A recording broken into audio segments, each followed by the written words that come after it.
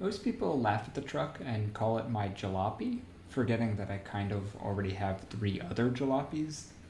Even so, this thing isn't doing itself any favors in its current state. The shell is everyone's sticking point, and we've got a pallet of stuff waiting at Home Depot, so let's just take it off. The previous owner had it secured with C-clamps. I don't know if that's normal or legal, but a garage can never have too many clamps. Plus, we can and will subtract those from the cost of the truck. How do you get a camper shell off? I don't know.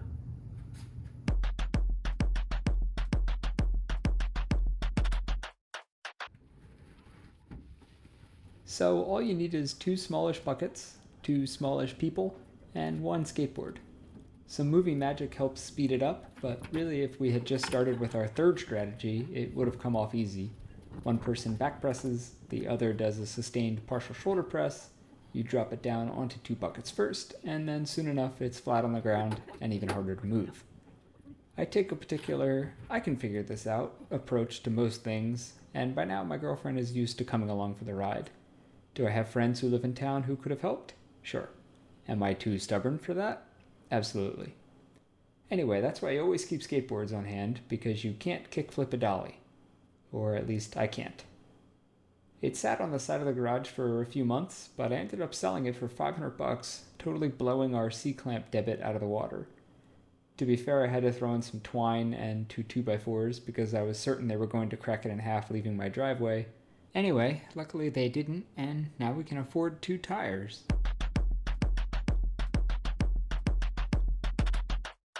If you've learned anything, it's that I'm going to overthink and over-optimize every decision I have to make.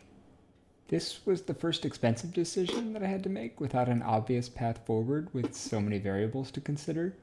I got the truck with these ugly hand-painted hubcaps and tiny dry-rotted car tires. Both desperately need an upgrade. This footage is not really interesting, I just find it legitimately funny how tiny the tires look in the wheel wells. It's not lifted, it just has like Prius tires on it for some reason. I know I want it to look cool, be functional, and it better have letters on the tires. I originally wanted to swap on mag wheels. That's a Photoshop, I know it's really hard to tell. Anyway, the 3/4 ton trucks have 8 by 6.5 inch lugs, which I guess were used on drag cars for a while, so there's a surprising amount of old aftermarket parts on eBay. However, what I learned is that most vintage aftermarket wheels are 16.5 inch diameter, and only one manufacturer makes 16.5 inch diameter tires. If they stop making those, I guess you're just screwed. Also, Firestone, thanks for still making 16.5 inch tires, but seriously, Transforce? I assume these tires come with a Power Rangers sponsorship or something because that name is just absurd and it fails the letters out requirement out of embarrassment. Plus, these wheels are cool, but not $2,000 cool. It turns out taking the hubcaps off is free and it saved me like $1,000, so we're calling it good. Okay, so why was the tire selection so painful? For one, there's like a million sizes, and of course, instead of using normal measurements, you have to do math. There's 3 numbers on the tire. The first is the width of the tire in millimeters. Slight curveball, but okay. The second is the 2-digit percentage representing the sidewall height, and you lost me.